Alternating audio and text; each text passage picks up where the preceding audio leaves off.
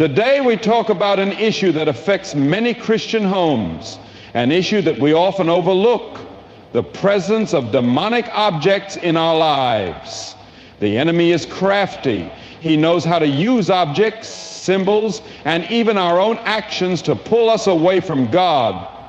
We may not even realize it, but there are things in our homes that can be an open door to spiritual darkness. It's time we wake up and take a stand against these influences. Let us take a moment to examine 8 demonic objects that have no place in the Christian home. If you find any of them in your life, remove them immediately. They may seem harmless, but they are powerful tools in the hands of the enemy. The Bible says, "Submit yourselves then to God. Resist the devil and he will flee from you." James 4:7. Let us resist together.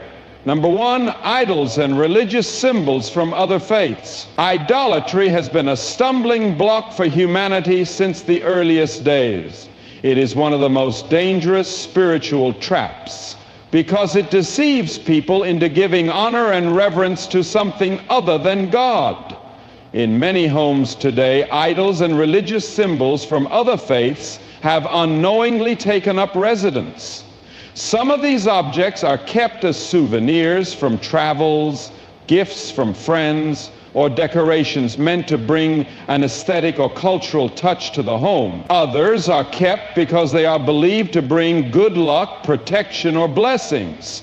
But the truth is, these objects represent false worship and can create spiritual strongholds that invite darkness into our lives. The Bible makes it clear that God detests idolatry. In Exodus 20:3-5, he commands, "You shall have no other gods before me. You shall not make for yourself an image in the form of anything in heaven above, or on the earth beneath, or in the waters below. You shall not bow down to them or worship them." God's instruction is firm because he knows the danger that idolatry presents. Anything that takes our attention away from him, anything that demands honor that belongs to him alone, is an idol. These objects may appear harmless, but they carry deep spiritual significance. Many homes have statues of Buddha, Hindu deities, or ancient religious relics that were never meant to be placed in a Christian environment. Some people argue that they don't actually worship these figures, so they see no harm in keeping them. But idolatry isn't just about physical worship, it's about what we allow into our lives. Even if we don't bow before these idols, their presence in our homes invites an unholy influence. God warned Israel time and time again not to mix with pagan nations or adopt their religious practices. He understood that the presence of false gods would eventually lead his people away from him. The same danger applies today. There are also people who keep charms and amulets believing they offer protection or good fortune. Many of these items have their roots in paganism, mysticism, and even witchcraft. Some people wear them as jewelry, while others place them in their homes, thinking they bring positive energy or blessings. But Christians should know that our protection comes from God alone. Psalm 121:7 and 8 declares, "The Lord will keep you from all harm. He will watch over your life. The Lord will watch over your coming and going, both now and forevermore." There is no need for lucky charms when we have the hand of the Almighty guarding us. One of the most subtle forms of idolatry is the incorporation of religious art or statues that depict unbiblical versions of Christ, angels, or saints. While it is not wrong to appreciate Christian art, there is a fine line between admiration and devotion. Some people unknowingly begin to venerate these images, offering prayers to statues, candles to icons, or special significance to physical representations of faith. This can quickly cross over into idolatry, replacing genuine worship of God with attachment to objects. In some cases, idols are inherited through family traditions. Grandparents may have passed down statues, cultural artifacts, or religious relics from past generations, and they remain in the home out of sentimentality. But just because something has been in the family for years does not mean it belongs in a Christian household. In the Old Testament, when people turned back to God, they destroyed the idols and high places of worship that had been passed down through generations. They understood that keeping them was an open door to spiritual corruption. Many people don't realize the spiritual impact of these objects until they remove them. Time and time again, believers have testified that after getting rid of idols and religious symbols from other faiths, they experienced newfound peace in their homes. Oppressive atmospheres lifted, and they no longer felt a sense of unease or spiritual heaviness. This is because idols are not just lifeless objects. They often carry a spiritual presence with them. When they are removed, the darkness that clings to them leaves as well. God calls us to be set apart. He desires our homes to be filled with His presence, not with objects that contradict His truth. As Christians, we must ask ourselves, does this object glorify God? Does it align with His Word? If the answer is no, then it has no place in our lives. Removing idols and false religious symbols is not just about obedience, it's about spiritual freedom. It's about making room for God to dwell fully in our hearts and in our home. Number two, occult and New Age items. The presence of occult and New Age items in a Christian home is a serious matter that many people overlook. These objects are often marketed as harmless tools for self-improvement, healing, or enlightenment, but their roots are deeply embedded in spiritual deception. The enemy works in subtle ways, introducing darkness in forms that appear attractive and beneficial. Many people bring these items into their homes without realizing that they are opening doors to demonic influence. Occult items include anything related to witchcraft, divination, or the supernatural outside of God's authority. Tarot cards, Ouija boards, pendulums, and crystal balls are some of the most well-known tools used in the occult. People often use them to seek guidance, answers, or communication with spirits, but these practices are strictly forbidden by God. Deuteronomy 18:10-12 states, "Let no one be found among you who sacrifices their son or daughter in the fire, who practices divination or sorcery, interprets omens, engages in witchcraft or casts spells, or who is a medium or spiritist, or who consults the dead. Anyone who does these things is detestable to the Lord." These objects are not innocent games or decorations. They are instruments designed to lure people into spiritual bondage. New Age items are often disguised as tools for wellness, energy healing, and personal enlightenment. Crystals, sage bundles for smudging, and certain essential oils used in mystical rituals are all part of this deception. Many believe that crystals have special energies that can heal the body, bring good luck, or attract positive vibes. But this is rooted in pagan and occult belief systems. Nowhere in Scripture are we told to rely on objects for spiritual or physical well-being. Instead, the Bible tells us to put our faith in God alone. Psalm 103:2, "Praise the Lord, my soul, and forget not all His benefits, who forgives all your sins and heals all your diseases." Healing and protection come from the Lord, not from stones or rituals.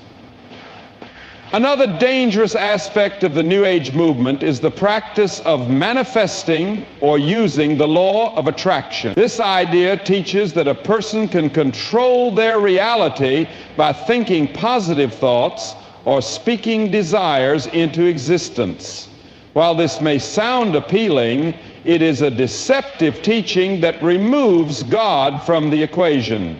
The Bible teaches that God is sovereign and that we are to trust in His will, not in our own ability to manipulate reality through thought power. Proverbs 3:05-6 reminds us, "Trust in the Lord with all your heart and lean not on your own understanding. In all your ways submit to Him, and He will make your paths straight."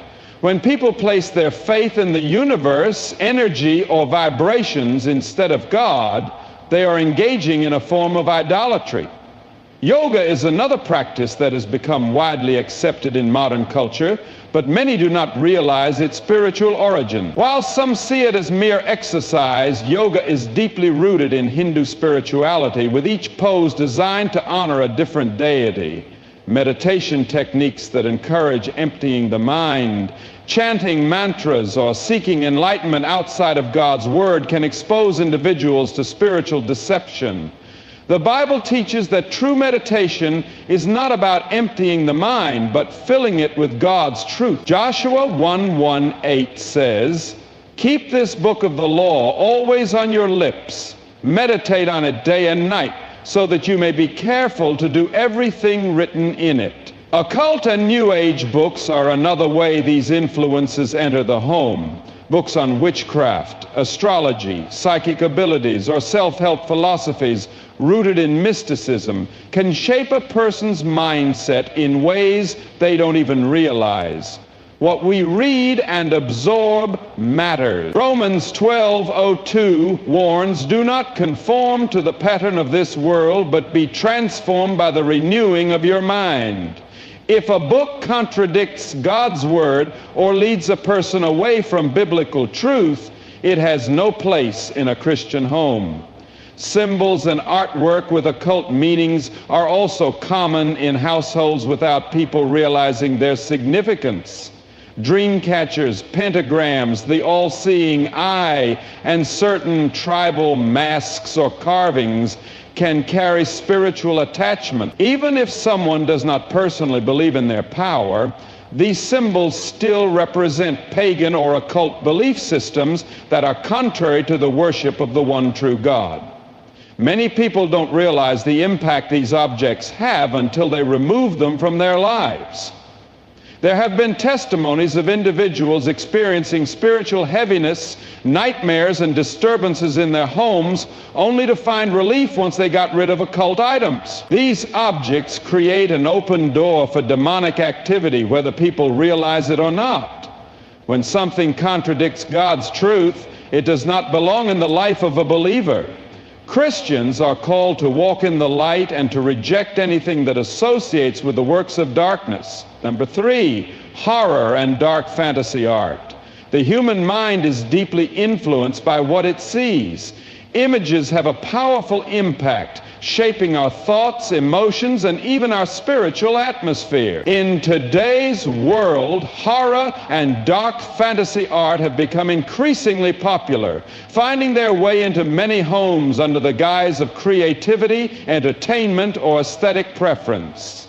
Many people believe these images are harmless, nothing more than decoration or self-expression. However, what we allow into our homes and expose our minds to can have spiritual consequences. Horror art often glorifies fear, death, and the grotesque. It is filled with images of demons, skulls, blood, monstrous creatures, and nightmarish scenes. Some argue that these depictions are just artistic expression, but there is a deeper issue at play. Fear is not from God. 2 Timothy 1:7 says, "For God has not given us a spirit of fear, but of power and of love and of a sound mind." When we surround ourselves with images that cultivate fear, we are inviting a spirit of fear into our lives. Many people struggle with anxiety, nightmares, and an overwhelming sense of darkness in their homes, without realizing that the things they have chosen to display or watch are contributing to these problems. Dark fantasy art is often a blend of the mystical, the occult, and the surreal. It can include depictions of witches, fallen angels, demonic beings, or mythical creatures that have ties to pagan beliefs. While some may claim these are merely fictional representations, They often have real spiritual significance. The Bible warns against entertaining things associated with darkness. Ephesians 5:11 instructs, "Have nothing to do with the fruitless deeds of darkness, but rather expose them." Art that glorifies evil, the supernatural apart from God, or dark spiritual themes is not neutral. It carries an influence. One of the dangers of horror and dark fantasy art is the way it desensitizes people to evil. When images of terror, violence, and the macabre become normal, it dulls spiritual discernment. People become more comfortable with things that would have once disturbed them. This is exactly how the enemy works. Little by little, he numbs the conscience until sin no longer seems like a big deal. Isaiah 5:20 warns, "Woe to those who call evil good and good evil, who put darkness for light and light for darkness." When something is celebrated as just art, despite its obvious connection to fear, death, or wickedness, we must step back and ask if it aligns with God's truth. Many horror and dark fantasy artists openly acknowledge spiritual influences in their work. Some claim to draw inspiration from nightmares, supernatural experiences, or even demonic encounters. There are artists who have admitted to engaging in occult practices, using their work as a form of spiritual expression. This means that these images are not always created with innocent intent. Even if a person does not personally believe in the supernatural, the spirit behind the artwork can still carry an influence. Another concern is how these images affect children and young people. A child growing up in a home filled with dark and disturbing imagery is more likely to struggle with fear, night terrors, and an attraction to things of a dark nature. They may develop a fascination with horror movies, ghost stories, or supernatural themes that lead them further into harmful influences. Proverbs 22:6 says, "Train up a child in the way he should go, and when he is old, he will not depart from it." What children see in their formative years shapes their perception of the world, and Christian parents should be mindful of the atmosphere they are creating in their homes.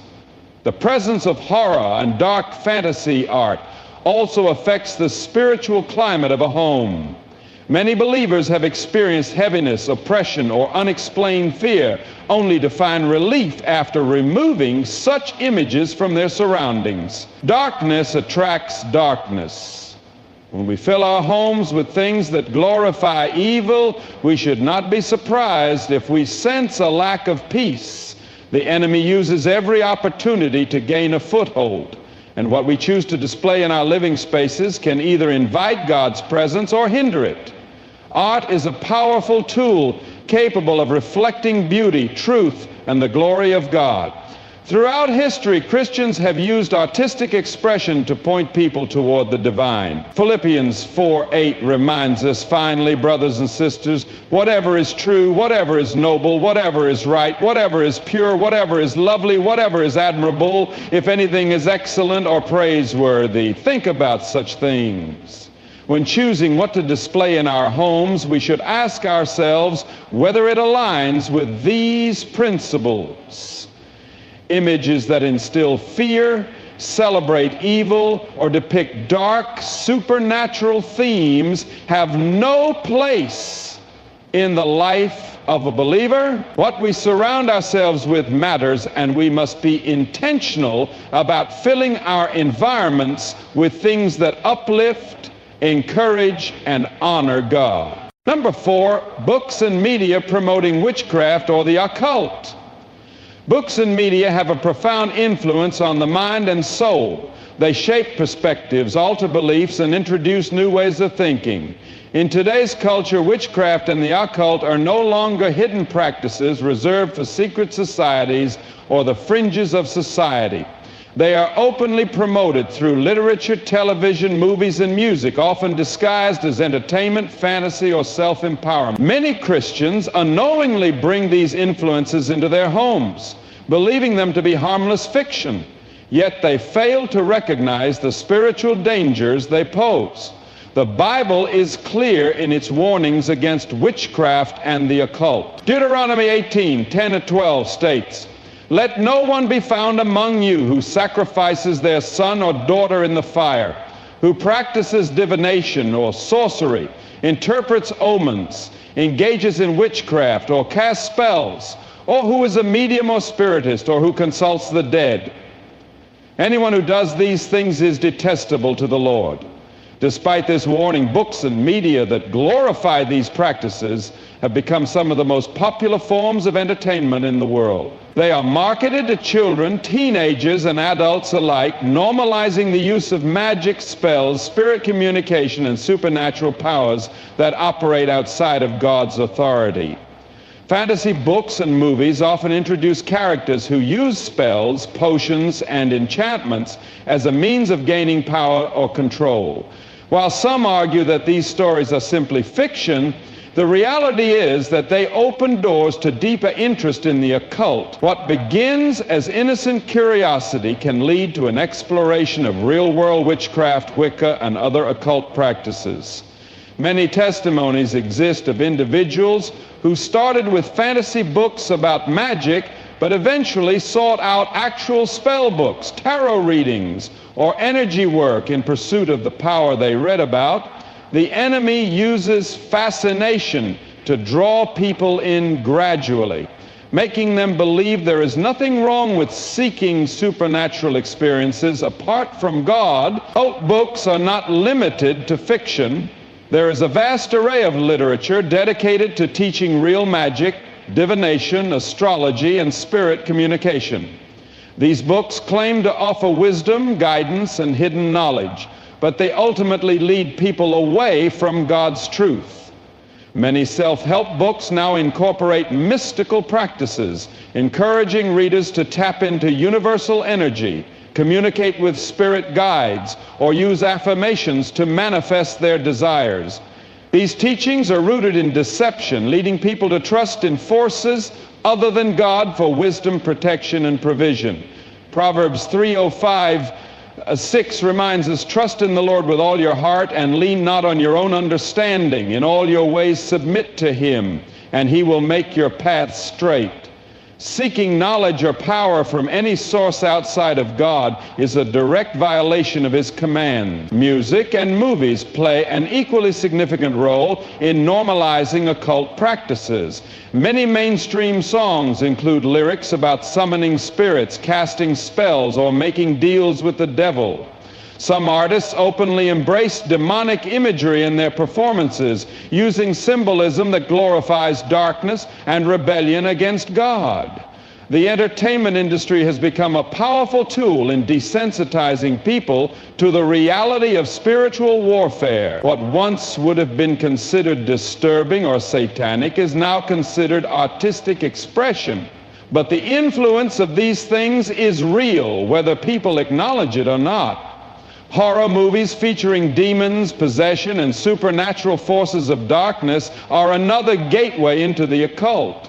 Many of these films are based on real practices, inspired by actual rituals and demonic activity. Some horror directors and writers have admitted to consulting with witches, occultists, and mediums to ensure accuracy in their portrayals.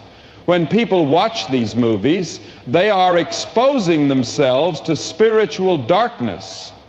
Fear, anxiety, and an oppressive presence often follow, but many fail to make the connection between what they consume and how they feel. The enemy operates through deception, making people believe that what they watch or read has no effect on them, when in reality it plants seeds in their minds and spirits. Another dangerous trend is the rise of social media influencers who promote witchcraft and occult practices. Many young people are drawn into New Age spirituality through influencers who share their experiences with tarot, astrology, spell work, and energy healing. They present these practices as empowering, inclusive, and even compatible with Christianity, leading many astray. Social media has made it easier than ever for people to access occult teachings without realizing the spiritual consequences. The Bible warns in 1 Peter 5:8, "Be alert and of sober mind. Your enemy, the devil, prowls around like a roaring lion, looking for someone to devour." The enemy is always looking for ways to draw people into deception, and media is one of his most effective tools. Many Christians who once dabbled in occult books, movies, or music have shared testimonies of the spiritual oppression they experienced. Some struggled with nightmares, depression, or unexplained fear, while others felt a distance from God that they couldn't understand. It wasn't until they removed these influences from their lives that they experienced true peace and freedom. God desires his people to be set apart, not entangled in the things he has called detestable. Ephesians 4:27 warns, "Do not give the devil a foothold." When believers allow books and media promoting witchcraft or the occult into their homes, they are giving the enemy an open invitation to operate in their lives. God has given his people everything they need in his word. There is no need for hidden knowledge, mystical experiences, or supernatural power apart from him. True wisdom comes from the Lord, and those who seek him will find the peace, guidance, and protection they desire. What we choose to fill our minds with matters, and Christians must be vigilant in guarding their hearts against anything that contradicts the truth of God's word. Number 5, cursed objects and inherited items. Many people fill their homes with objects passed down from previous generations or items collected from different cultures without considering the spiritual history attached to them.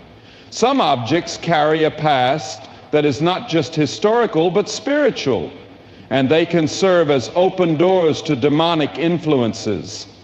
Cursed objects and inherited items with occult or pagan origins have been known to bring disturbances, fear, and oppression into home. The spiritual realm is real, and the Bible warns repeatedly about the dangers of associating with things that belong to darkness.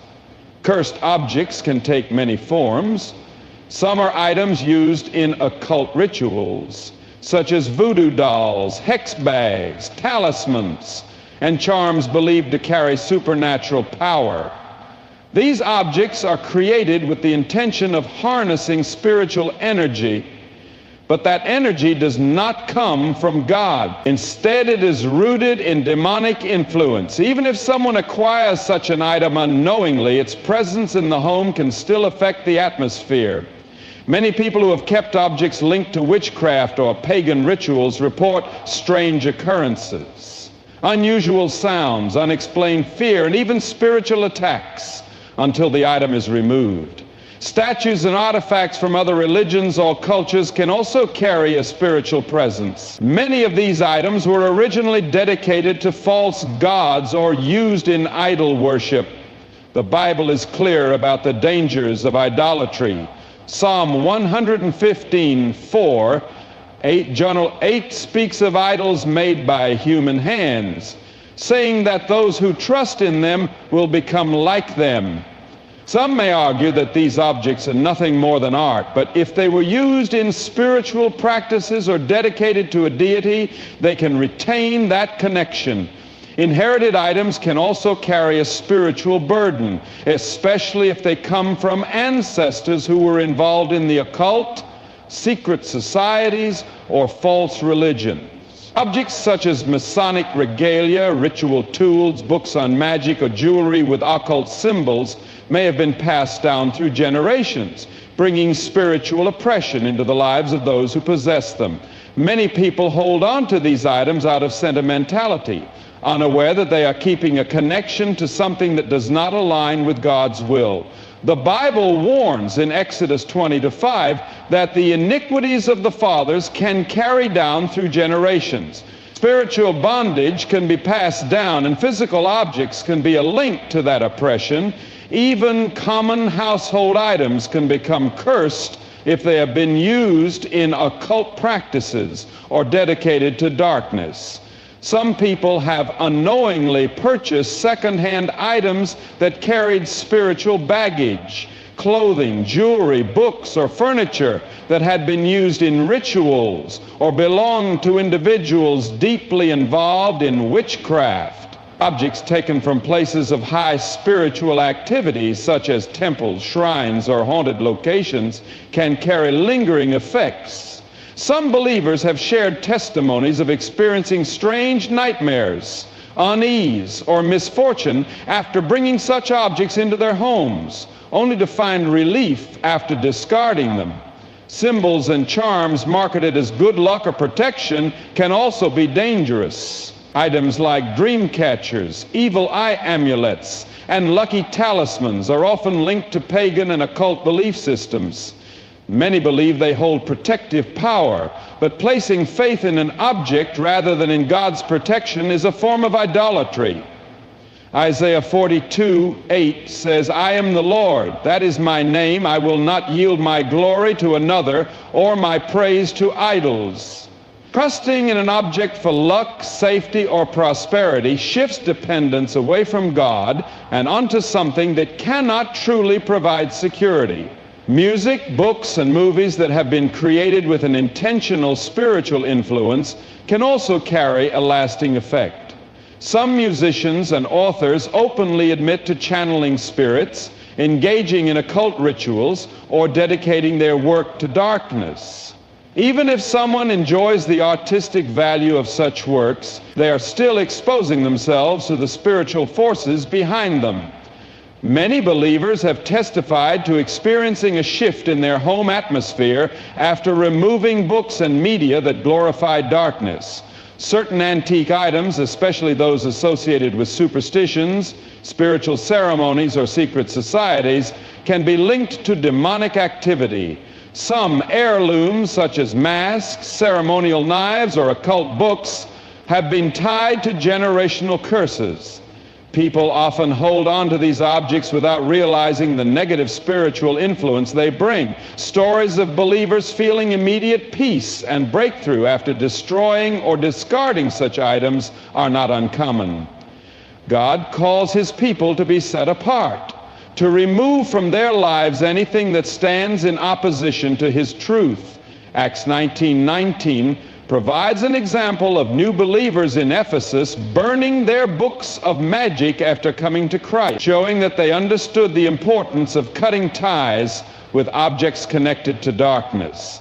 The spiritual realm is real, and the objects in a home can either invite God's presence or create an opening for the enemy. Number 6, satanic or occult music. Music is one of the most powerful influences on the human mind and soul. It has the ability to uplift, inspire, and bring people closer to God, but it can also corrupt, deceive, and lead them into darkness.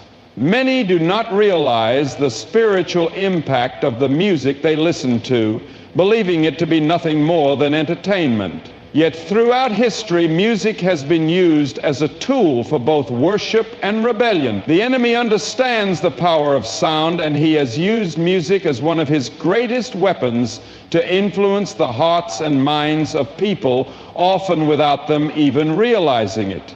Satanic or occult music is not just about lyrics that explicitly glorify the devil. It is about the spiritual forces behind the music, the intent of the artist, and the atmosphere it creates. Some songs openly reference demonic themes, witchcraft, violence, and rebellion against God.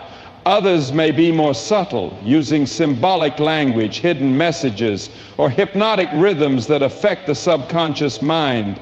The Bible warns in 1 Corinthians 10:21, "You cannot drink the cup of the Lord and the cup of demons too." You cannot have a part in both the Lord's table and the table of demons.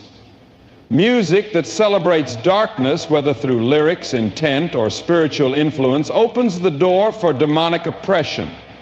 Many artists in the music industry openly express their allegiance to dark spiritual forces. Some have publicly admitted to making deals with the devil, seeking supernatural power, fame, or influence through occult rituals.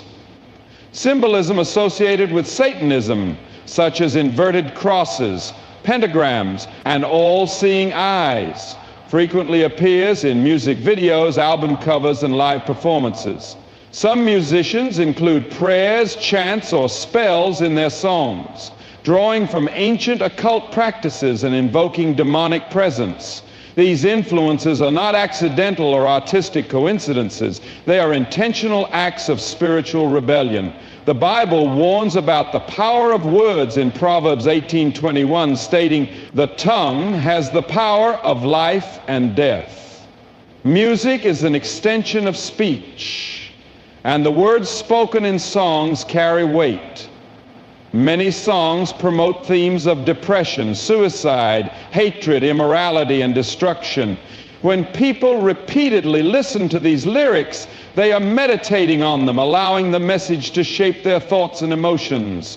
What people sing along to, they often internalize, sometimes without even realizing it.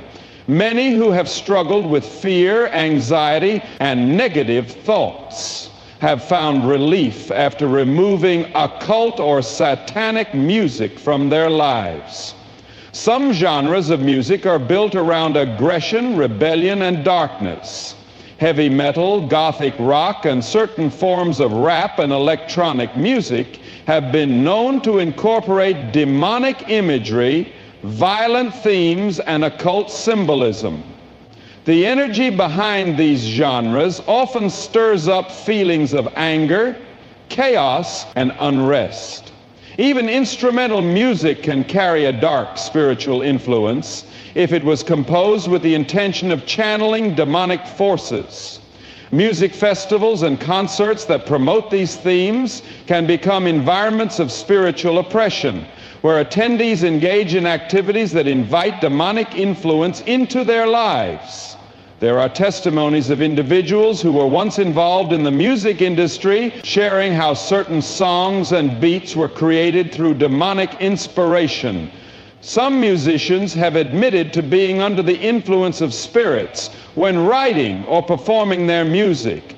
Others have described supernatural experiences where they felt a presence guiding them as they composed lyrics and melodies.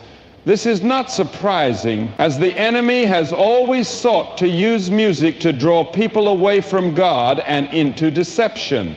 Music affects the spiritual atmosphere of a home.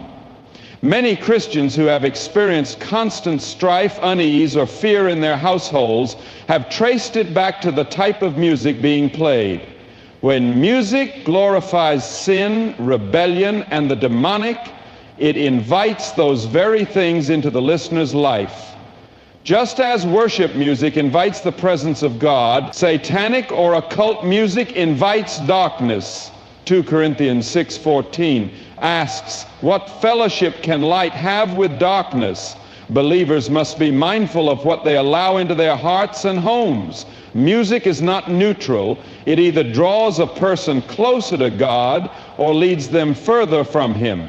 The enemy has worked tirelessly to make dark, rebellious music appealing, using it to shape the culture and desensitize people to spiritual corruption.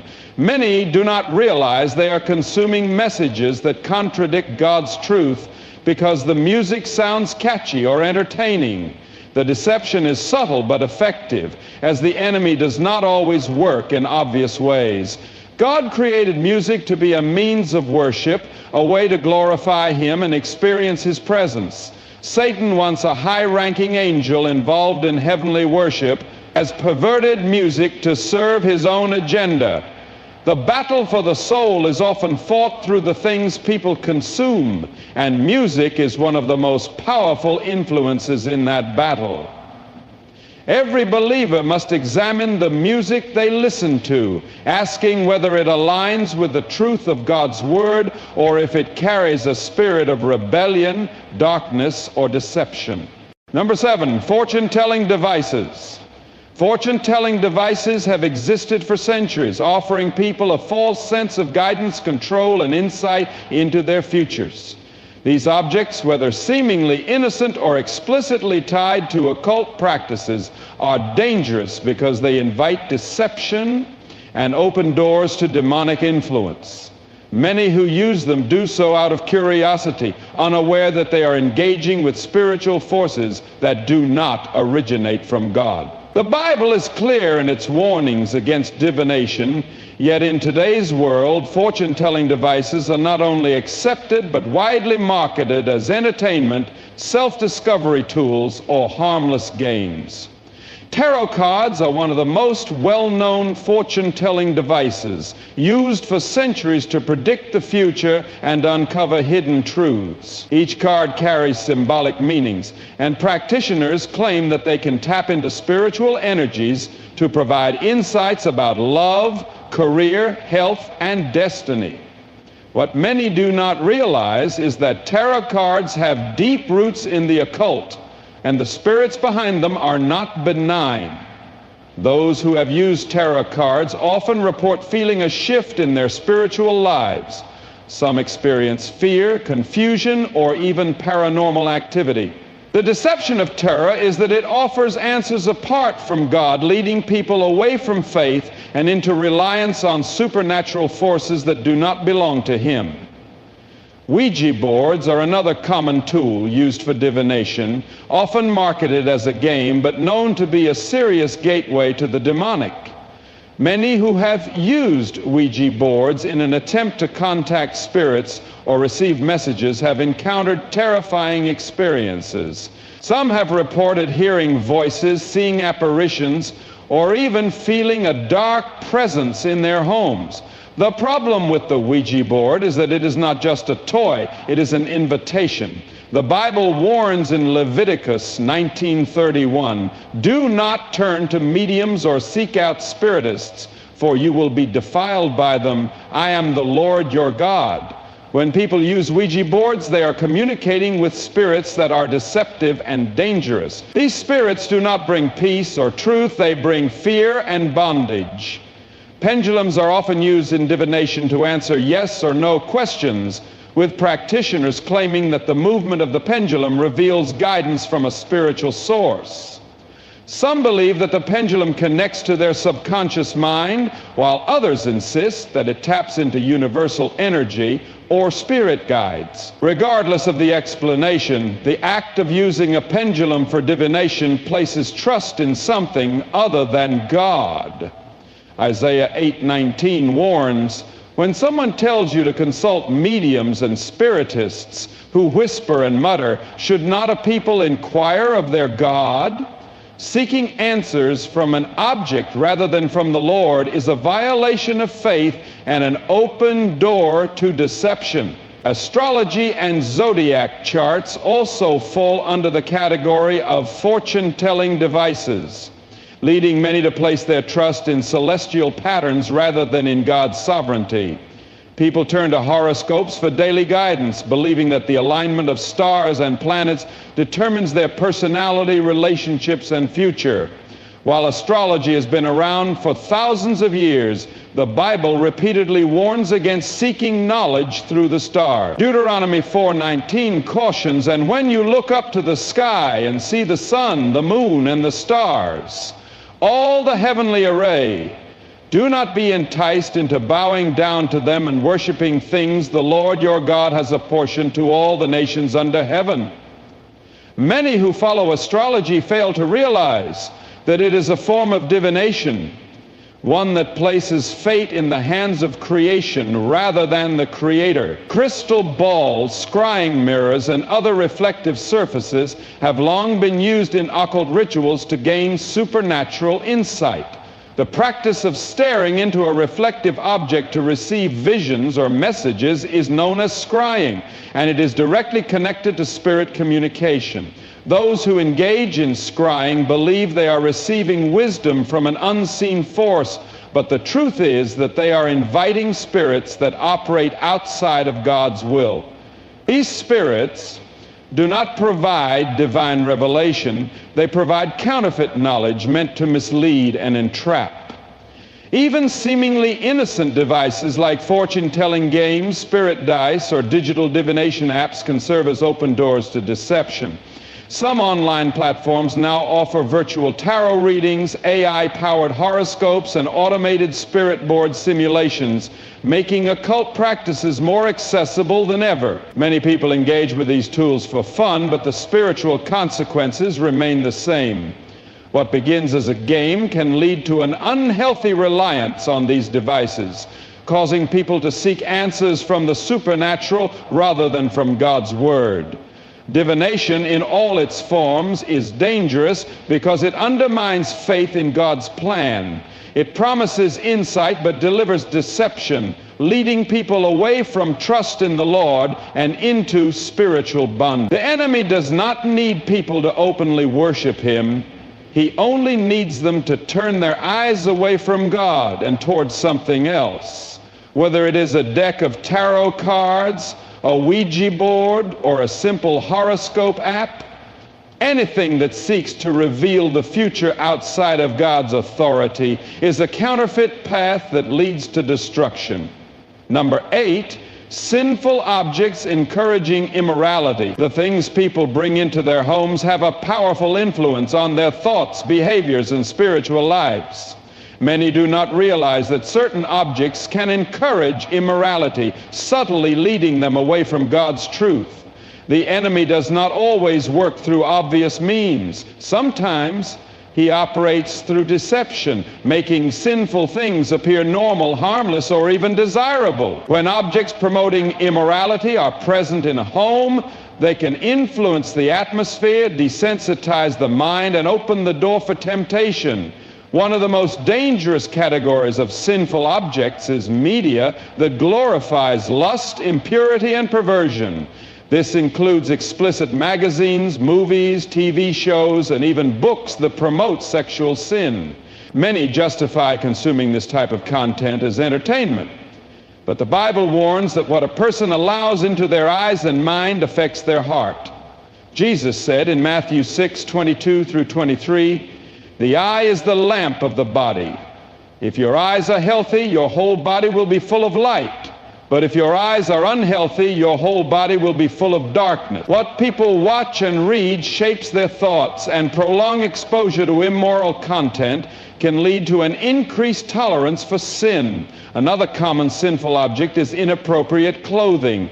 Outfits designed to provoke lust, encourage vanity, or glorify immodesty. The world promotes the idea that clothing is simply self-expression, but God calls his people to honor him in every aspect of their lives, including their appearance. 1 Timothy 2:9 instructs believers to dress modestly, with decency and propriety, rather than in a way that draws attention for the wrong reasons. Many people unknowingly keep clothing in their homes that represents a past of sin or temptation, holding on to items that serve as reminders of rebellion, pride, or indulgence. When people choose to wear such things, they align themselves with a worldly mindset rather than a godly one. Objects associated with sexual immorality, such as ungodly artwork, statues, or decorations that celebrate impurity, also have a negative influence. Some homes contain paintings or sculptures that depict inappropriate images, promoting lust rather than righteousness. These items may be accepted as art, but their presence can create an environment that is spiritually unclean. The Bible warns in Ephesians 5:03, "But among you there must not be even a hint of sexual immorality, or of any kind of impurity, or of greed, because these are improper for God's holy people." When impure things are displayed, even passively, they normalize immorality and dull a person's spiritual sensitivity. Another category of sinful objects includes symbols and merchandise that glorify rebellion, promiscuity, or ungodly lifestyles. Many products in today's culture openly promote sin, from fashion brands that celebrate impurity to accessories featuring messages of defiance against biblical values, or merchandise from celebrities who promote immoral behavior. The enemy uses culture to shape minds, and when believers keep objects tied to sinful ideologies, they allow the spirit behind those things to influence their homes. Alcohol and drug paraphernalia are also objects that encourage immorality. While some argue that moderate consumption of alcohol is acceptable, the Bible repeatedly warns against drunkenness and addiction. Proverbs 20:01 states, "Wine is a mocker and beer a brawler. Whoever is led astray by them is not wise." Many who struggle with self-control or have a history of substance abuse keep objects in their homes that tempt them to return to destructive behaviors. Whether it be drug items, excessive amounts of alcohol, or memorabilia from a past of addiction, these objects serve as ties to sin rather than a life of righteousness. Even seemingly innocent forms of entertainment can encourage immorality. Video games, music, and television that promote ungodly themes, violence, lust, greed, or rebellion shape a person's mindset over time. Some games and shows desensitize people to sinful behavior, making them comfortable with things that contradict God's word. Romans 12:02 warns, "Do not conform to the pattern of this world, but be transformed by the renewing of your mind." What people consume through media has a direct effect on their spiritual health. Sinful objects are not always obvious. Sometimes they are gifts, souvenirs, or sentimental items from past relationships, friendships, or experiences that were rooted in sin. A letter from an ungodly relationship, a piece of jewelry tied to an immoral season of life, or a gift from someone involved in darkness can all serve as spiritual connections to a past that God has called a person to leave behind. Holding on to these items can make it harder to fully step into the new life God offers, as they serve as reminders of sin rather than of redemption. Everything in a believer's home should align with the holiness God calls his people to live by.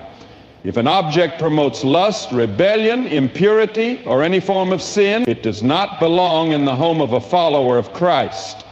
The spiritual impact of these items is real, and their presence can hinder a person's relationship with God. Removing them is not about legalism.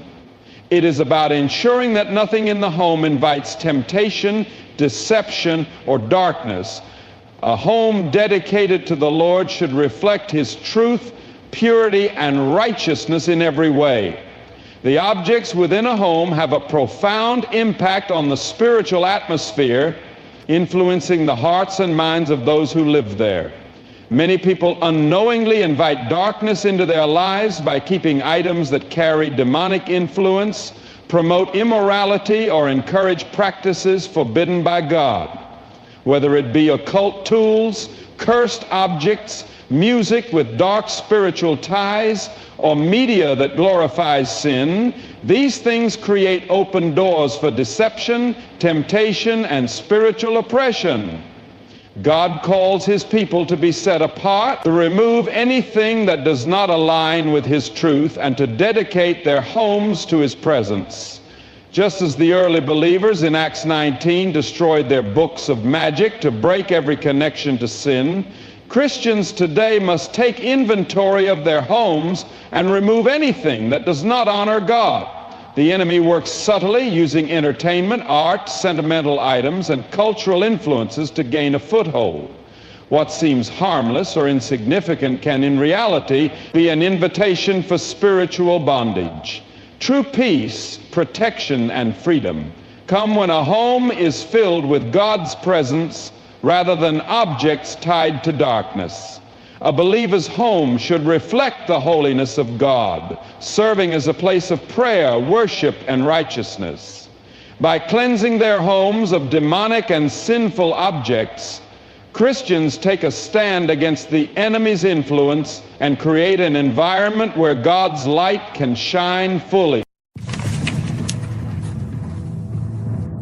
Today, I want to speak to you about 6 dangerous sins. Sins that can slowly destroy your life, your relationships, and your eternity. These are not just small mistakes. They are traps that can pull you further and further from God. And if you don't recognize them, they will take everything from you. Sins number one, pride, the sin that blinds. Pride was the first sin ever committed. Before sin entered the world, before Adam and Eve disobeyed in the garden, pride was already at work in the heavens. The Bible tells us that Lucifer, once a glorious angel, was cast out of heaven because of his pride. He was not satisfied with serving God. He wanted to be equal with God. His heart was lifted up, and he convinced himself that he was greater than he really was. That same spirit of pride has been deceiving people ever since, leading them away from God and into destruction. Pride is blinding because it distorts reality.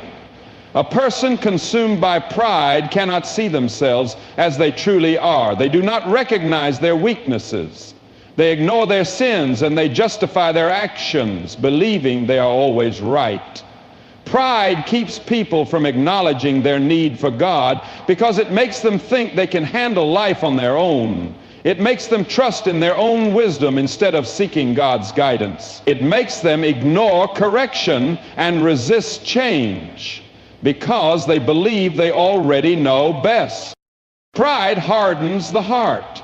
It makes a person resistant to truth, even when that truth is obvious. The Pharisees in the Bible were blinded by their own self-righteousness. They believed they were holy, that they had everything figured out, that they knew God better than anyone else.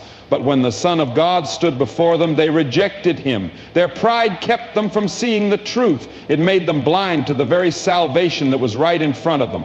This is what pride does. It makes a person unwilling to admit they are wrong, unwilling to humble themselves, unwilling to change. Pride is also deceptive because it comes in many forms.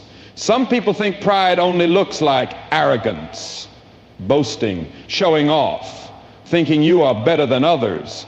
But pride can also be hidden in more subtle ways. It can look like self-sufficiency, the belief that you do not need anyone's help. It can look like perfectionism, the refusal to accept failure or weakness. It can even look like false humility, where a person pretends to be humble on the outside, but secretly desires praise and recognition. Pride is not always loud and boastful. Sometimes it is quiet and disguised. One of the most dangerous effects of pride is that it leads to a fall. The Bible warns pride goes before destruction and a haughty spirit before a fall. A person who is consumed by pride may appear successful for a time, but eventually their pride will bring them down. History is filled with stories of kings, rulers, and leaders who were destroyed because they allowed pride to take over. They ignored warnings, they refused to listen to wise counsel, they thought they were invincible until they fell. Pride blinds people to their own weaknesses, and when they least expect it, those weaknesses are exposed. Pride also destroys relationships. It creates division between people because a prideful person refuses to apologize, refuses to forgive, and refuses to admit their mistakes. Pride leads to conflicts in marriages, in families, in friendships, and in workplaces. It makes people defensive, unwilling to listen, and quick to blame others. A prideful heart is more concerned with being right than with being at peace. It values reputation over reconciliation. It values control over connection. This is why pride is one of the greatest obstacles to love, unity, and healing. Pride not only separates people from each other, it separates them from God. The Bible says that God resists the proud but gives grace to the humble. A person who is full of pride cannot receive the grace of God because they do not think they need it. They rely on their own strength instead of trusting in Him. They try to save themselves instead of surrendering to the one who can truly save.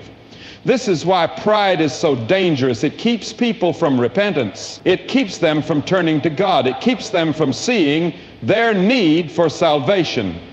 Pride also robs a person of their true potential. God has a plan and a purpose for every life, but pride keeps people from walking in it. It makes them stubborn, unwilling to obey, unwilling to submit. It makes them think their way is better than God's way. But pride never leads to true fulfillment. It may lead to temporary success, but it always ends in emptiness. No amount of achievements, no amount of wealth, no amount of recognition can satisfy the soul if pride is in control. Pride promises greatness, but it delivers destruction. Sins number 2, greed, the never-ending hunger. Greed is a hunger that is never satisfied. It is a desire that grows the more it is fed, a craving that consumes the heart and blinds the soul. Greed is not just about money, it is about power, possessions, status, and control. It is a condition of the heart that convinces a person that they never have enough, that they always need more, that what they have is not enough to bring them happiness.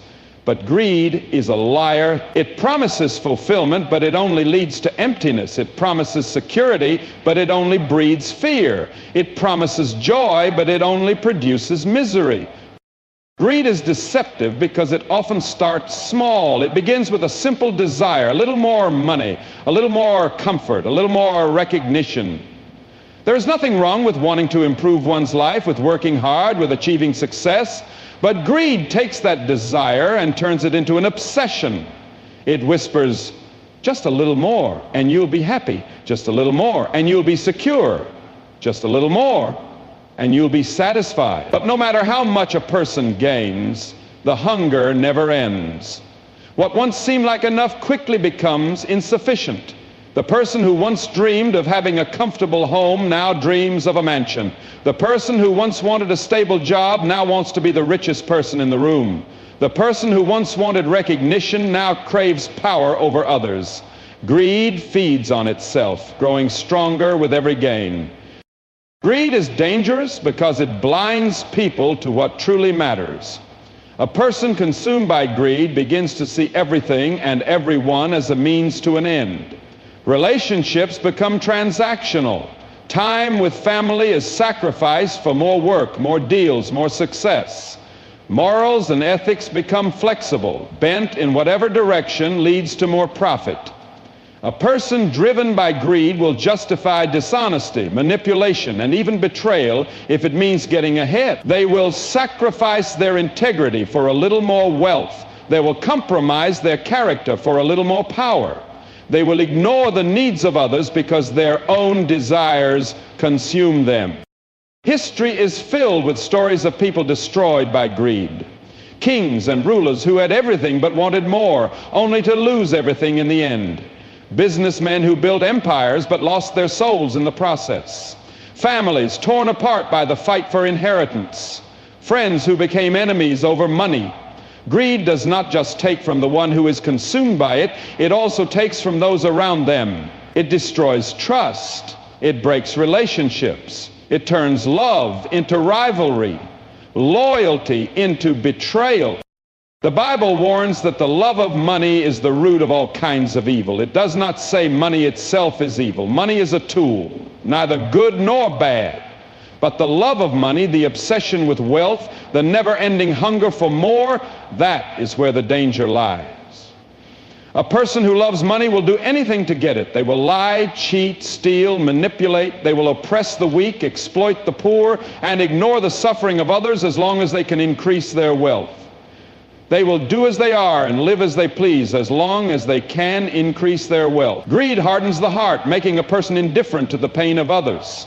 It makes them believe that their success is all that matters, that their gain is more important than justice, kindness, or mercy. Greed also breeds anxiety and fear. The person who is never satisfied is also never at peace. They're always chasing, always striving, always afraid of losing what they have. They cannot enjoy their wealth because they are too busy worrying about getting more. They cannot rest because they are always thinking about the next opportunity, the next deal, the next investment. Their mind is consumed with the thought of gain, and their heart is burdened with the fear of loss. They trust in their riches to give them security, but wealth is never secure. Markets crash, businesses fail, money loses its value, and the things a person works so hard to gain can be taken in an instant.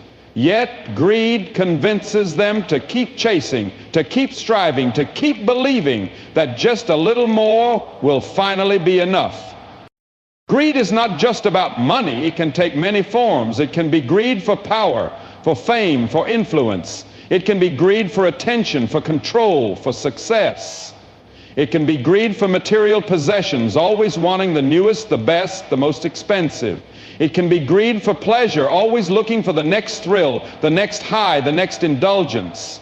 It can be greed for recognition, needing constant validation, never feeling truly valued unless others are praising them.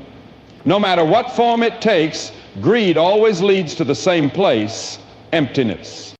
A greedy person is never truly happy because they are always looking at what they do not have instead of appreciating what they do. They are never truly satisfied because no matter how much they gain, it is never enough. They are never truly free because they are enslaved to their desires. They are never truly at peace because their heart is always restless, always craving, always hungry for more. Since number 3, lust, the silent killer. Lust is a silent killer. It does not announce itself loudly like anger or pride. It does not always come with obvious warning signs like greed or envy. Instead, it creeps into the heart, whispers into the mind, and takes root before a person even realizes what has happened. It starts as a thought, a glance, a seemingly harmless desire, but once it enters, it spreads like a fire, consuming everything in its path. What begins as a small temptation can grow into an obsession, an addiction, a destructive force that ruins lives, marriages, families, and even souls. Lust is deceptive because it disguises itself as love, passion, or desire. It makes a person believe that what they are chasing will satisfy them, that what they crave will make them whole. It offers pleasure, excitement, and escape, but in the end, it delivers pain, regret, and brokenness. Lust does not create connection, it destroys it. It does not bring love, it corrupts it. It does not fulfill, it leaves a person emptier than before. The world celebrates lust, disguising it as freedom, as empowerment, as self-expression. But what the world calls harmless fun often leads to deep wounds, shattered trust, and lives filled with regret. Lust is dangerous because it rewires the mind. What once seemed wrong starts to feel normal. What once brought guilt begins to feel acceptable. The more a person feeds lust, the stronger it grows. It creates an endless craving, a hunger that is never satisfied. One look is never enough. One experience is never enough. One indulgence is never enough. Lust keeps pulling, keeps demanding more, keeps leading a person further down a path they never intended to go. Lust destroys marriages. It makes a husband look at another woman instead of cherishing his wife. It makes a wife compare her husband to a fantasy that does not exist. It makes people believe that what they have is not enough, that something better is out there, that love should always feel like a thrill, like excitement, like a constant high. But real love is not built on fleeting pleasure. It is built on commitment, sacrifice, and selflessness. Lust offers none of these things. Instead, it leads to betrayal, infidelity, and broken families. It turns sacred relationships into temporary pleasures. It replaces deep love with shallow desire. Lust does not just affect relationships, it affects the soul. It changes the way a person sees others. Instead of seeing people as human beings with value, with purpose, with souls, lust reduces them to objects. It turns people into things to be used rather than individuals to be loved. It strips away dignity, replacing respect with selfish desire. Lust does not care about the heart, it only cares about the body. It does not care about the person, it only cares about the pleasure. And once it has gotten what it wants, it moves on, leaving behind emptiness, shame, and guilt. Lust also creates addiction. What begins as curiosity can turn into bondage. It can take hold of a person's mind, making them crave more, search for more, need more.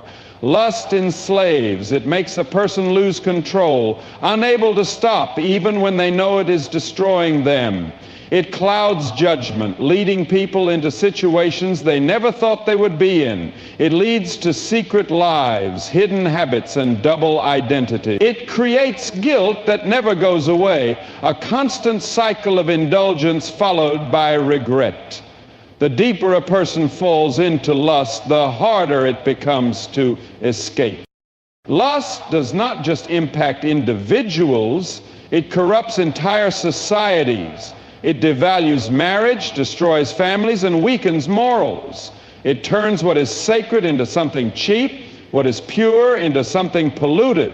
It teaches people that love is only about feelings and that commitment is optional. It spreads through entertainment, through social media, through culture, normalizing things that once would have been unthinkable. It encourages people to chase instant gratification, to prioritize pleasure over responsibility, to seek fulfillment in things that can never truly satisfy. Lust also blinds people to the consequences of their actions. It convinces them that no one will know, that it does not hurt anyone, that it is just a private matter. But lust always has consequences. It leads to broken hearts, ruined reputations, unexpected consequences, and deep regrets. It takes a person further than they ever planned to go.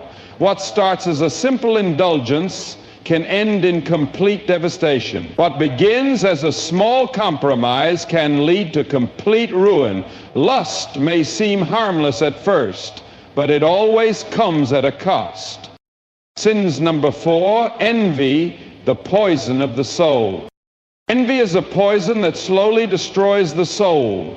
It does not announce itself with loud declarations or sudden outbursts. Instead, it creeps into the heart in whispers, planting seeds of resentment, bitterness, and discontent.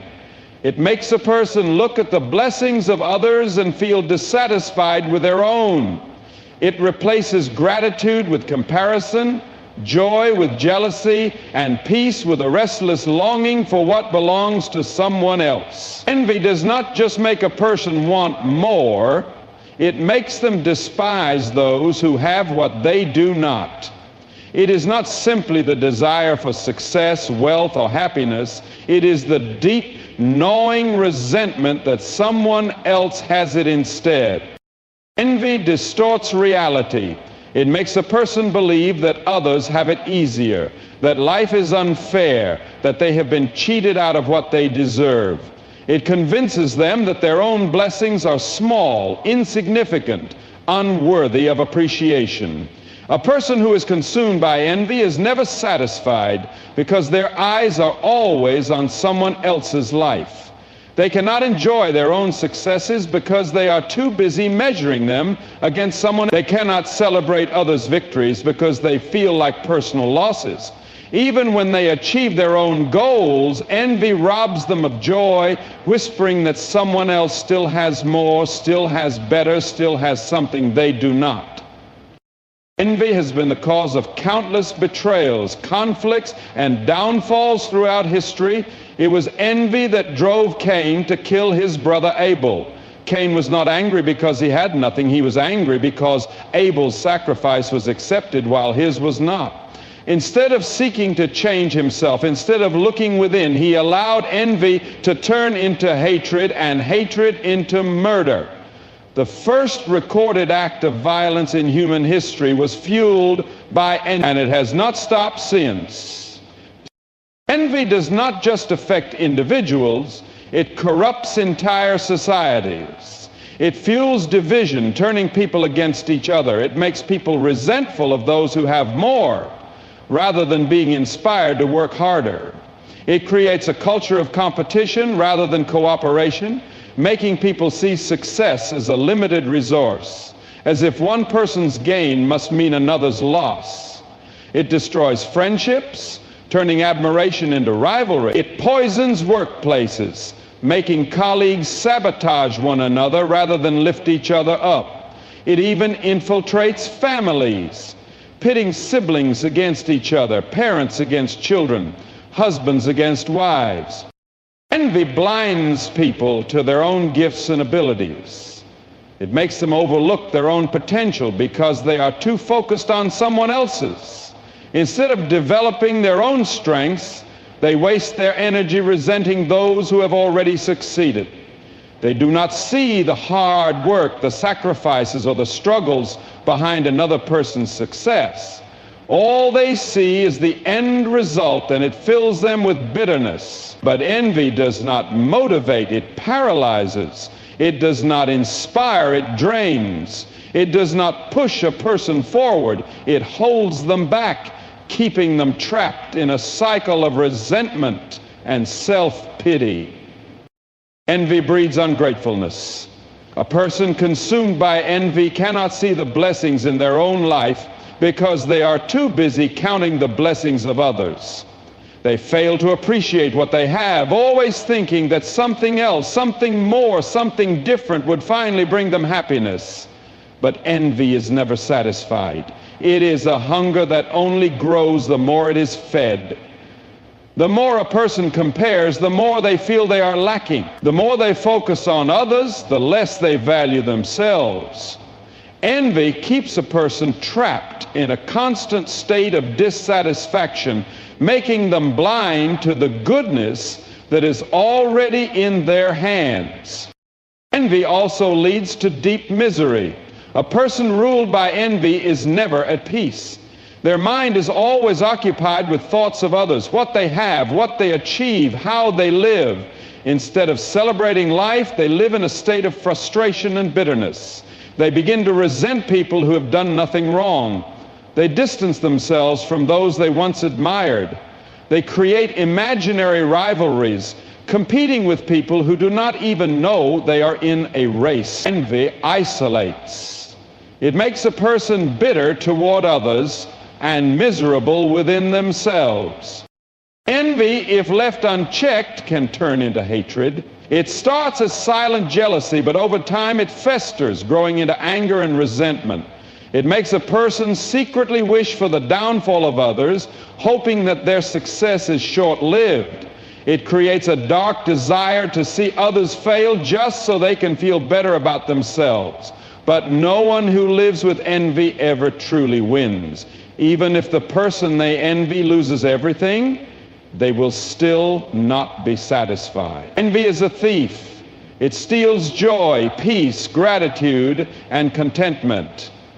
It does not just harm relationships, it destroys the person who carries it. Sins number 5, anger, the fire that consumes. Anger is a fire that consumes everything in its path. It starts as a spark, small, seemingly harmless, but if left unchecked, it spreads, growing hotter, stronger, more uncontrollable. It burns through reason, through relationships, through peace, leaving destruction behind. Unlike other sins that creep in quietly, anger often explodes with force, making itself known in words shouted, fists clenched, doors slammed. But even when anger is silent, when it hides beneath the surface, it is still burning. It smolders in the heart, poisoning thoughts, filling the mind with resentment, waiting for the right moment to ignite. Anger is dangerous because it blinds. A person consumed by anger cannot see clearly.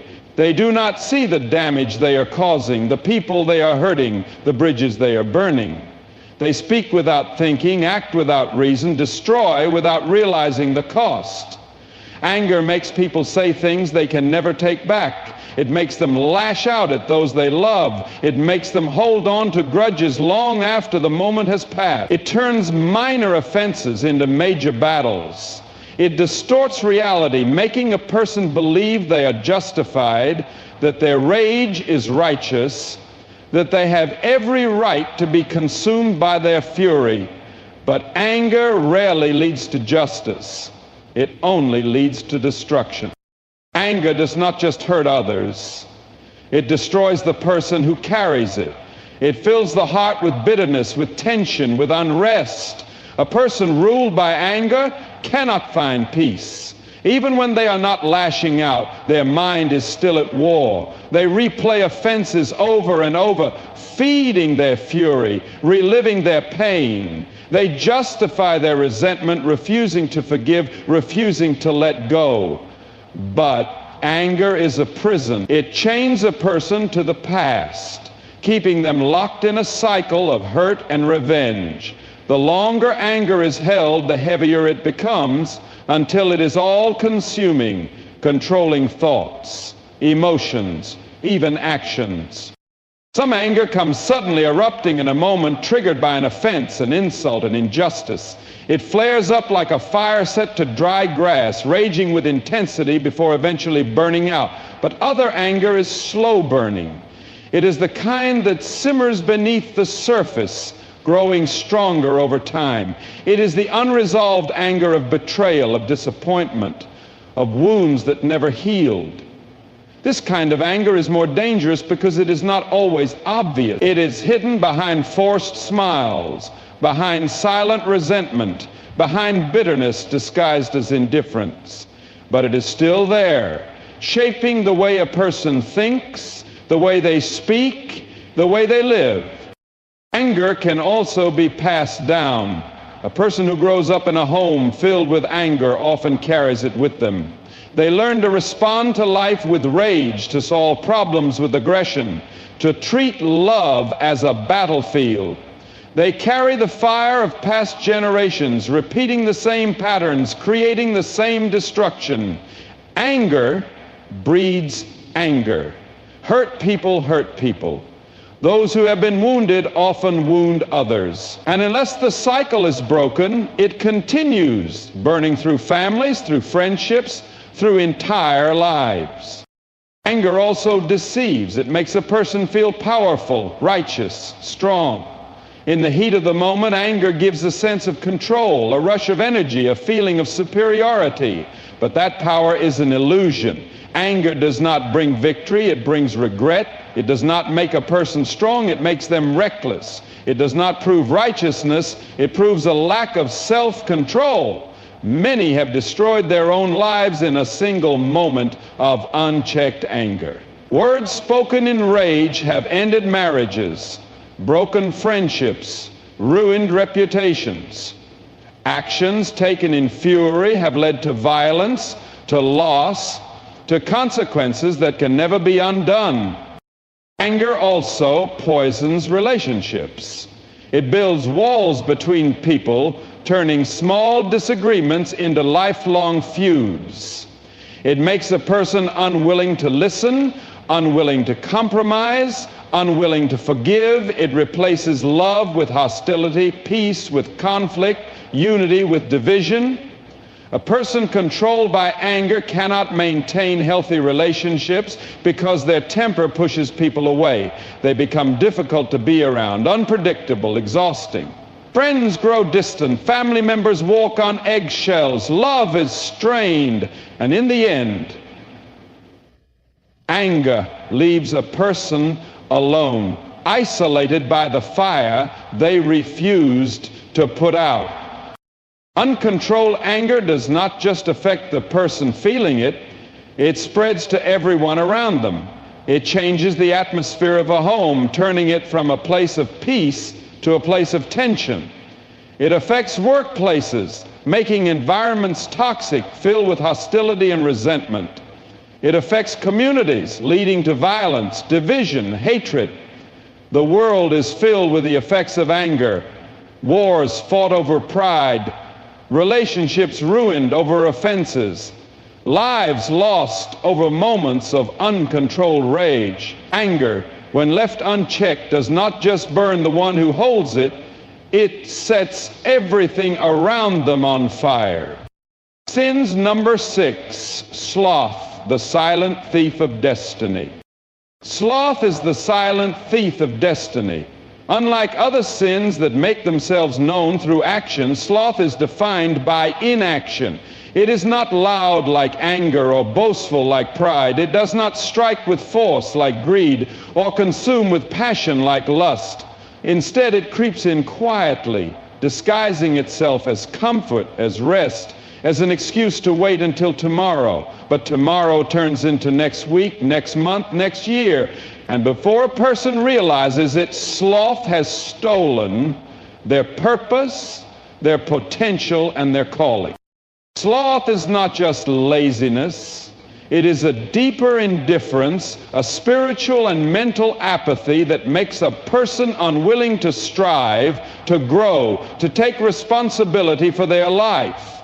It is not merely the refusal to work hard, but the refusal to care, the surrender to idleness, the avoidance of effort. It convinces a person that doing nothing is better than trying and failing, that staying comfortable is better than stepping into the unknown, that waiting is better than acting. It makes people believe that their goals, their dreams, their God-given purpose can wait. But the truth is, time does not wait. Life moves forward with or without those who choose to stand still. Sloth drains ambition.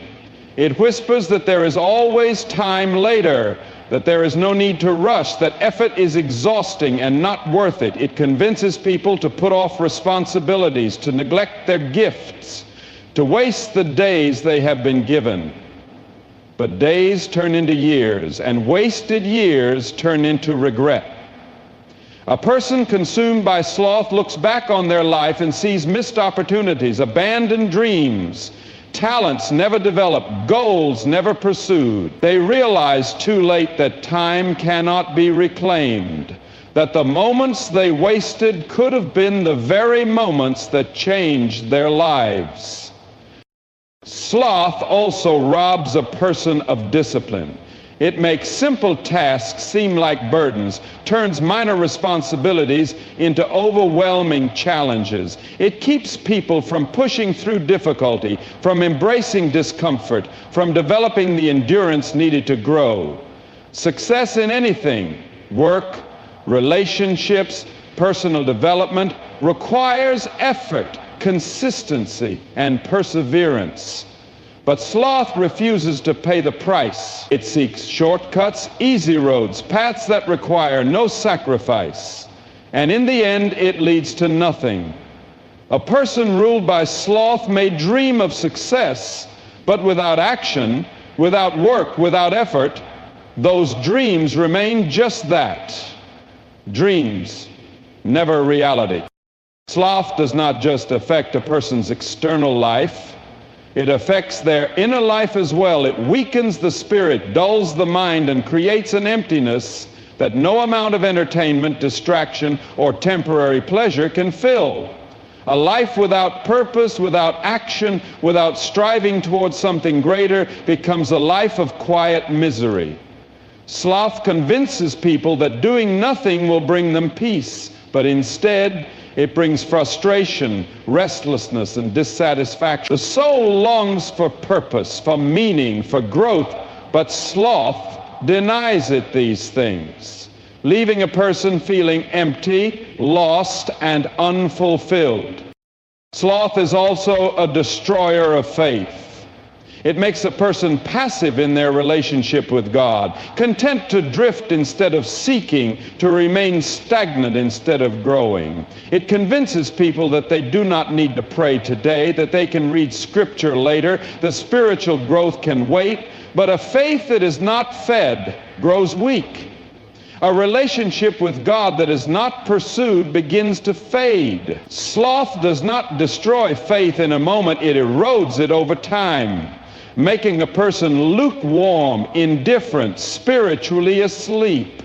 It keeps them from stepping into their calling, from using their gifts, from fulfilling the purpose God has placed on their life. Sloth also affects relationships. It makes people passive in their marriages, their friendships, their families. Love requires effort, communication, intentionality. But sloth makes people complacent, unwilling to invest in the people around them. It convinces them that relationships will take care of themselves. that they do not need to put in the work, that their loved ones will always be there no matter how much they neglect them. But relationships that are not nurtured begin to fade. Distance grows. Love weakens. And by the time a person realizes what has happened, the damage has already been done. Sloth also fosters excuses. A person trapped in sloth will always have a reason why they cannot act, why they cannot change, why they cannot move forward. They will blame circumstances, other people, lack of time, lack of energy. But deep down, the real reason is fear. Fear of failure, fear of effort, fear of stepping out of their comfort zone. Sloth is often a disguise for deeper struggles, for insecurities, for a lack of confidence in one's own ability to grow and succeed. But the only way to overcome it is through action, through pushing forward even when it is hard, through doing what needs to be done even when there is no motivation, through refusing to let life pass by in idle waiting.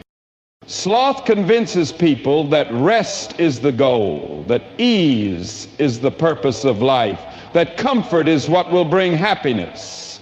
But true fulfillment does not come from avoiding effort. It comes from striving towards something greater. It comes from pushing beyond limitations, from embracing responsibility, from living with passion and purpose. A life surrendered to sloth is a life half-lived. It is a life of wasted potential, of unfulfilled calling, of regret. The greatest thief of destiny is not failure, not hardship, not opposition. It is inaction. It is waiting for the perfect moment instead of stepping forward in faith. It is believing that tomorrow will always come instead of making the most of today. There is a path that leads to life, and there is a path that leads to destruction. The sins that creep into a person's heart, pride, greed, lust, envy, anger, and sloth, are not just mistakes or flaws. They are forces that work silently, persistently, to pull a person away from their purpose, their calling, their relationship with God. They do not always come with immediate consequences. Often they work in secret, taking hold little by little until a person looks back and realizes how far they have fallen. Pride blinds, making a person believe they need no guidance, no correction, no humility. Greed enslaves, creating a hunger that can never be satisfied, leading a person to chase wealth at the cost of their soul. Lust deceives, promising pleasure but delivering destruction, turning love into selfish desire. Envy poisons, stealing joy and replacing it with bitterness, making a person resentful of the blessings of others. Anger consumes, turning minor offenses into lifelong grudges, destroying relationships and peace. Sloth steals, not in an instant, but over time, robbing a person of their potential, their opportunities, their destiny. The most dangerous thing about these sins is not just what they do to a person, but how easily they can be justified, ignored, or overlooked. They do not always seem destructive at first. Pride can feel like confidence. Greed can look like ambition. Lust can seem like passion. Envy can be mistaken for motivation. Anger can be excused as justice. Sloth can be disguised as rest. But over time, their true nature is revealed. And by the time a person realizes the damage they have done, much has already been lost. But no one is beyond redemption. No one is too far gone. The grip of sin may be strong, but grace is stronger. The weight of past mistakes may be heavy, but forgiveness is greater. There is a way back from destruction, but it requires a choice to turn away from what leads to death and to walk toward what brings life. a choice to humble oneself, to surrender greed, to resist temptation, to let go of resentment, to control anger, to rise above complacency, a choice to seek truth, to embrace discipline, to live with purpose. Life is too short, too precious to be wasted in blindness, in selfishness, in bitterness, in idleness. The days given are not meant to be squandered in regret, but lived in fullness, in purpose, in faith. The battle against these sins is not easy, but it is necessary. And those who choose the right path, those who reject the destruction of pride, greed, lust, envy, anger, and sloth, will find something greater than anything sin could ever offer. They will find peace, they will find purpose, and most importantly, they will find life. There comes a time in life when you realize you are not here by accident. You are not placed on this earth to simply exist, to drift without meaning. You were created with a purpose, a divine calling, a mission that only you can fulfill. But how do you know if you have been chosen for something greater? How can you tell if God's hand is upon you, guiding you toward a destiny bigger than yourself? See, number one, a deep inner calling. There are moments in life when a person feels something stirring deep within their soul, a sense that they are meant for something beyond the ordinary. This feeling is not fleeting, nor is it a simple desire for success or recognition. It is something far greater, something that cannot be silenced or ignored. It is a deep inner calling, a divine whisper that speaks to the very core of one's being, urging them to step into a purpose beyond themselves. This calling is not always loud. It does not always come with clear instructions or a roadmap laid out before you. Sometimes it is just a quiet nudge, a sense that you were made for more than the life you are currently living. It often begins as a restlessness, an unease with the routine of life, as though the things that once satisfied you no longer do. You may find yourself questioning why you feel different, why you cannot simply go along with what everyone else seems content with. For some, this calling begins in childhood. Even as a young child, there is a sense of destiny, an awareness that life holds something special for them. For others, the calling may not become clear until later in life, after years of searching, struggling, and even failing. No matter when it comes, the feeling is the same. It is an undeniable knowing that you are meant for something greater. This inner calling often comes with a burden, a weight on the heart that cannot be shaken. It is as though something inside you is crying out for more, longing for fulfillment that cannot be found in material things or temporary pleasures. No matter how much success or comfort you attain, there is always something missing. You may try to ignore it, push it away, or convince yourself that you are imagining it, but the calling remains. It lingers in the quiet moments, in the stillness of the night, in the depths of your thoughts, when no one else is around. People who experience this calling often go through seasons of questioning. They wonder if they are worthy, if they are capable, if they are strong enough to carry the responsibility that comes with being chosen for something greater.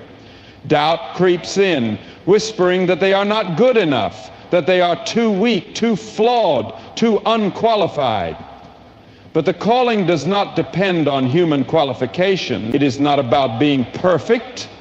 It is about being willing. It is not about having all the answers. It is about being open to the journey. There are times when the calling may feel overwhelming, as though it is too great a burden to bear. It can come with challenges, struggles, and even suffering. But the weight of the calling is also a sign of its importance.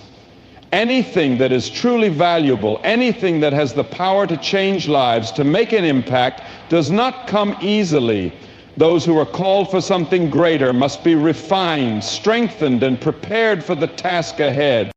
At times, the world may not understand this calling. Friends and family may not see what you see or feel what you feel. They may question your path, dismiss your dreams, or try to pull you back into the comfort of what is familiar.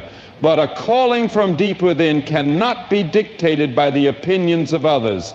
It is placed in your heart for a reason, and only you can truly know its depth and significance.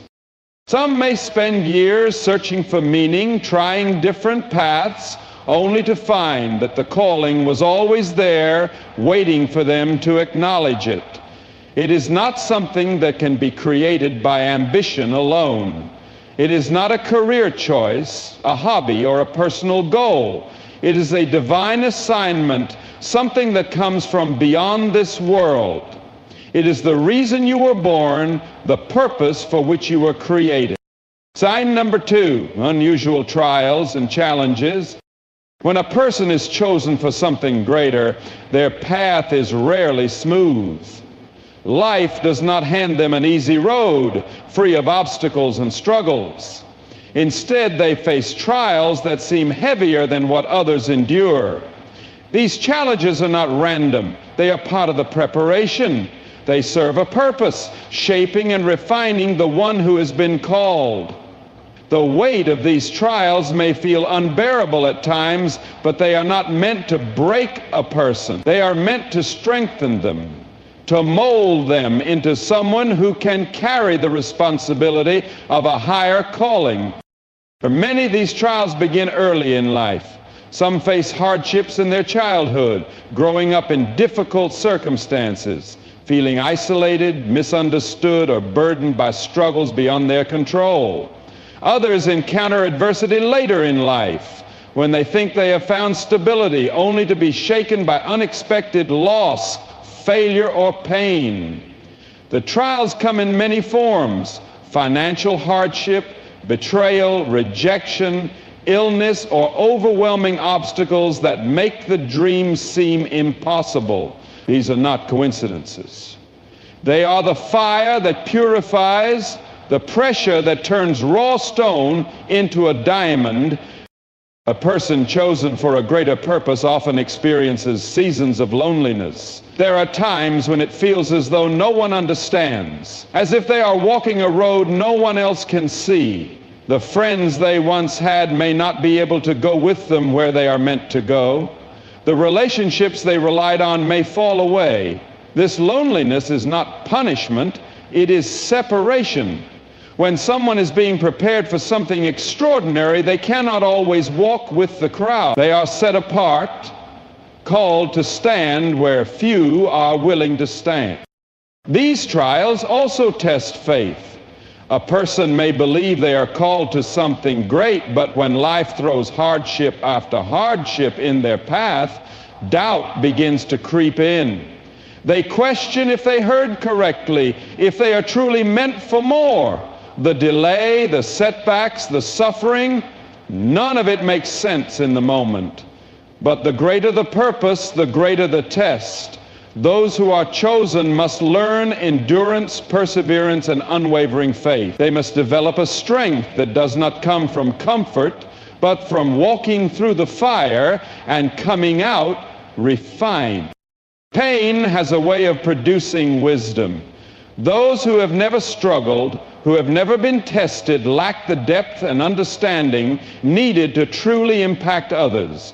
The trials of life teach compassion, resilience, and the ability to lead from experience rather than theory. A person who has walked through darkness and emerged stronger becomes a light for those still trapped in their own battles. They can speak with authority, not because they have read about hardship, but because they have lived it. Rejection is often one of the greatest challenges faced by those called to a higher purpose. They may be overlooked, dismissed, or even ridiculed. Others may not recognize their potential or may actively try to keep them from rising. This rejection can be painful, but it is also a tool of refinement. It teaches that approval from people is not the measure of one's worth. It separates the ones who are truly committed to their purpose from those who would abandon it for the sake of acceptance. Some trials come disguised as failure. Doors may close, dreams may seem to fall apart, and plans may not unfold as expected. But every setback has a lesson hidden within it. Failure is not the end for those who are called. It is a redirection. It teaches patience, perseverance, and trust in a greater plan. It forces growth, pushing a person beyond their limits into new levels of strength and wisdom. These challenges are not punishments. They are not signs that a person is on the wrong path. If anything, they are confirmation that they are being prepared for something greater than they can yet see. Every hardship, every struggle, every battle is shaping them into the person they need to become in order to fulfill the purpose placed within them. Sign number 3, a burning desire to help others. There is something unmistakable about a person who carries a deep burning desire to help others. It is not just a passing thought or a moment of kindness. It is a fire within them, an unshakable urge to lift, to serve, to guide. This desire is not about recognition or personal gain. It is something that comes from a place far deeper. It is woven into the very fabric of who they are, pressing upon them in ways they cannot ignore. This desire often begins as a quiet stirring, a sense of unease when witnessing suffering, injustice, or hardship. While others may turn away unaffected, the one who is called to a greater purpose cannot. They feel the weight of the burdens around them as if they were their own. A stranger's pain becomes their pain. A lost soul's confusion stirs something within them. They are not content to simply watch from the sideline. They feel compelled to step in, to do something, to be the difference. This calling is not always logical. Many who carry this desire do not come from privilege or great means. They may not have resources, connections, or a clear path forward. But none of that matters when a heart is truly set on helping others. The desire is not about what they have, it is about what they are willing to give.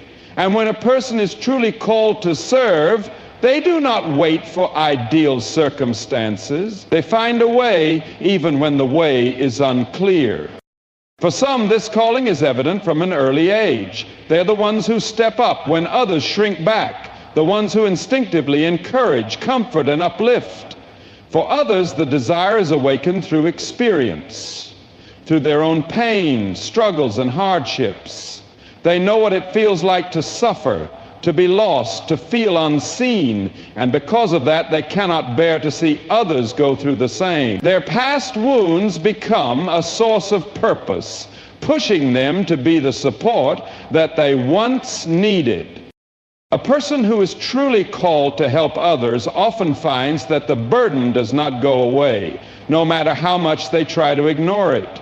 They may attempt to focus on their own ambitions, to chase after success or comfort, but something within them always pulls them back to the needs of others. It is as if they were created for this very thing, as if their life is incomplete without it. No matter what they achieve, there is always a longing for something more, not for themselves, but for those they are meant to impact.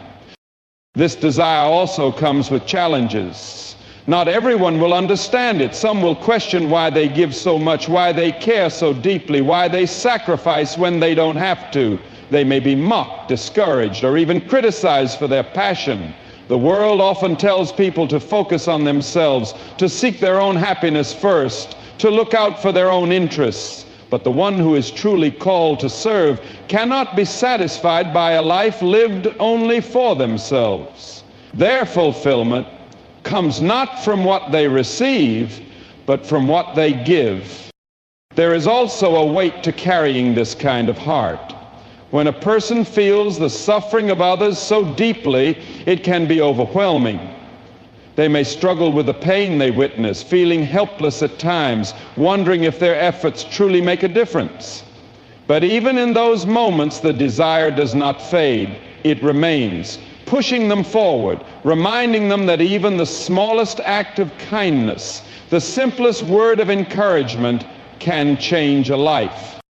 This fire to help others is not just a personality trait or a preference, it is a calling.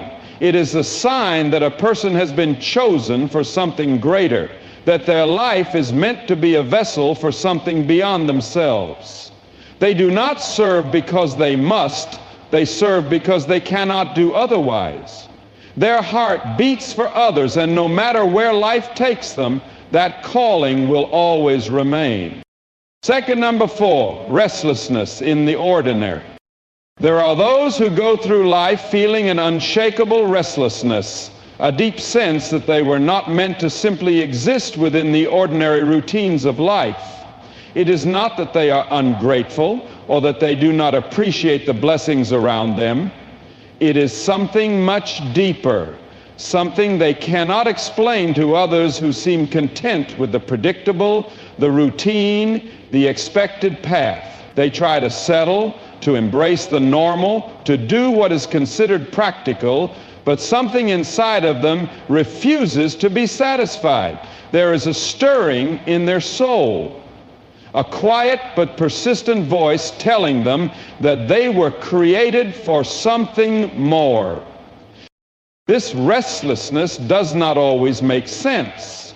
On the outside, their life may appear fine, even enviable to some. They may have a stable job, a good home, relationships, and everything that should bring contentment. Yet something within them longs for more. Not necessarily more possessions or status, but more meaning, more purpose, more depth. They cannot shake the feeling that they are meant to step beyond the familiar, to go where others may not go, to do something that matters in a way they cannot yet define. For some, this restlessness shows up as an unease with routine, the daily grind, the predictable schedule. The sameness of it all feels suffocating. They go through the motions, but their mind and heart are elsewhere, wondering if this is truly what life is meant to be. They may try to convince themselves that they should just be grateful, that they should accept things as they are, but no matter how much they try, the feeling does not leave them. It lingers in the quiet moments, whispering to them that there is something greater waiting beyond what they can see. For others, this restlessness manifests as a constant search.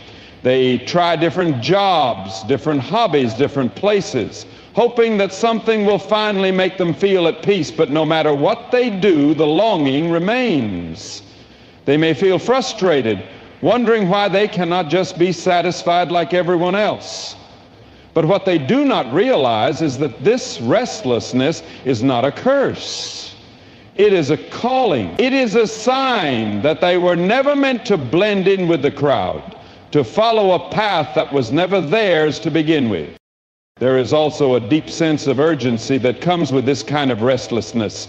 It is as if time is slipping away, and they feel an almost desperate need to figure out what they are meant to do. They may not have clear answers yet, but they know that staying where they are is not an option. They feel drawn to something beyond their current reality, something that challenges them, stretches them, and calls them to step into the unknown. This restlessness is not always easy to carry. It can create tension, especially when those around them do not understand. People may tell them to be content, to settle down, to stop chasing after things that may never happen. But the one who is truly called cannot ignore the pull. They cannot silence the fire within them. No matter how much they try to fit in, to conform, to accept the ordinary, something inside them refuses to let go. They may not know exactly where they are going or what they are being prepared for, but they do know one thing: their spirit will not rest until they step into the purpose they were created for. The discomfort they feel is not an accident. It is a sign that they were meant for more, that their destiny is waiting, and that they cannot afford to ignore the calling placed inside of them. Sign number 5, doors open in unexpected ways. There comes a time in life when doors begin to open in ways that cannot be explained by human effort alone. These are not doors that were planned, not paths that were carefully constructed, but opportunities that seem to appear out of nowhere. A person may have spent years trying to make things happen on their own, struggling to push forward, only to realize that the breakthrough comes when they least expect it. These moments